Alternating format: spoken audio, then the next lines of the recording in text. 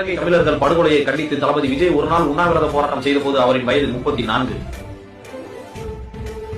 தமிழக மீனவர்கள் இலங்கை கடற்படையால் சுட்டுக் கொள்வதை கண்டித்து தளபதி விஜய் நாகையில் ஆர்ப்பாட்டம் நடத்திய போது அவரின் வயது 36. போராட்டம் மட்டும் தான் பண்ணிருக்காரா, வேற எந்த நல்லதும் பண்ணலையா அப்படின்னு கேட்டா பண்ணிருக்காரு. அதே என்னன்னு பாத்துருவோம். 1996 சென்னையில் பெருவெள்ளம் ஏற்பட்ட போது 100 மூட்டை அரிசியை அப்போதைய சென்னை மேயர் திரு மு க ஸ்டாலின் கிட்ட கொடுத்த போது அவருடைய வயது 21.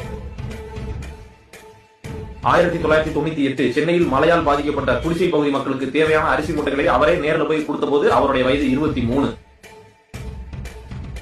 1999 கார்கில் போர்ல உயிரிழந்த ராணுவ வீரர்களின் குடும்பங்களுக்கு உதவும் வகையில் பொதுமக்களிடம் வசூல் செய்த பணத்துடன் தனது சொந்த பணத்தையும் சேர்த்து மத்திய அரசுக்கு நிதியாக அனுப்பிய போது அவரின் வயது 24. இதெல்லாம் பார்த்து 250 கோடி ரூபாய் சம்பளம் வாங்கிட்டு அரிசி மூட்டை வாங்கி கொடுக்கறதா ஒரு விஷயமா அப்படின்னு நாட்டாமத்தனம் பண்ணிட்டு சண்டியர் மாதிரி காட்டு முட்டாத்தனமா பேசிட்டு ஒரு குரூப் வருவாங்க.